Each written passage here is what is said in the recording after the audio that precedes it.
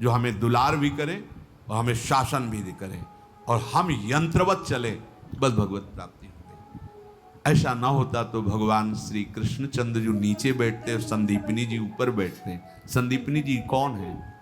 बोले भगवान के गुरु हैं। क्या पढ़ा रहे हैं? बोले वेद पढ़ा रहे हैं। वेद कौन है? बोले भगवान के श्वासों से निकले। जाकी श्वास वेद श्रुति चारी, सो हरि पढ़े ये अचरज भारी। संदीपनी जी के गुरुदेव भगवान कुछ समय के लिए विक्षिप्त का स्वांग किया, पागल जैसे।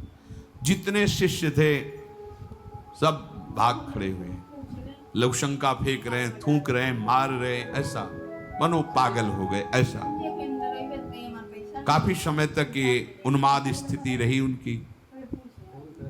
एक दिन शांत भाव में हुए तो देखा संदीपनी जी ही केवल पास में, तो उनका बेटा और सब कहाँ गए? बोले गुरुजी वो तो अपने घर चले गए। क्यों? क्योंकि आपकी चेष्टा ऐसी प्रतिकूल होती थी, मारना, थूकना, पेशाब फेंक देना, ऐसा, तो लोग तो सब और तुम क्यों नहीं गए? बोले गुरुजी फिर आपको भोग कौन लगाता, आपका स्नान कौन कराता, बस तो क्या हमारी प्रतिकूल चेष्टा तुम्हारे प्रति नहीं हुई? गुरुजी अब हमारा जीवन ही नहीं है, वो जीवन तो आपका जीवन है, अब जैसा आप हो। तो हमें कुछ इसलिए बुरा नहीं लगा कि ना मेरा तन है, ना मेरा मन है, ना मेरा प्राण है, हमने तो आपके चरणों में समर्पित कर दिया। अब आप चाहे मारो या दुलार करो, इससे मुझे कोई मतलब नहीं, क्योंकि ये जीवन आपका है। आंसू आ गए गुरुदेव के, हृदय से लगाए। और बेटा जिस परब्रह्म की उपासना हमने की, उपासना के बल से जिसका साक्षात्कार किया, वही ब्रह्म तुम्हारा शिष्य बनेगा करके।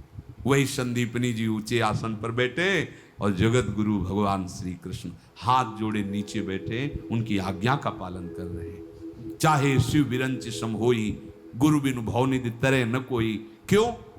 क्योंकि ज्ञान हो सकता है तुम्हें, चतुराई आ सकती है तुम में, लेकिन अहम की वृत्ति का नाश समर्पण से ही होता है। वो जब समर्पित हो गए, अब जैसे कह रहे हैं वैसे हम चल रहे हैं, हम तो कुछ कर नहीं रहे, जो करवा रहे हैं, जैसे चला रहे हैं। अहम खत्म, दैन्यता तो मैं मेरापन गया, यही है बंधन का कारण। मैं और मेरा, अपना अस्तित्व तो अपना अलग भाव।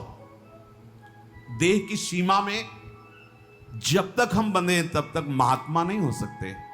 महात्मा का सर्वात्म भाव होता, सर्वात्म भाव। सब रूपों में मेरे आराध्य देव, या सब रूपों में मैं, ब्रह्मज्ञानी सब रूपों में मैं, भक्त सब रूपों में आराध्य देव।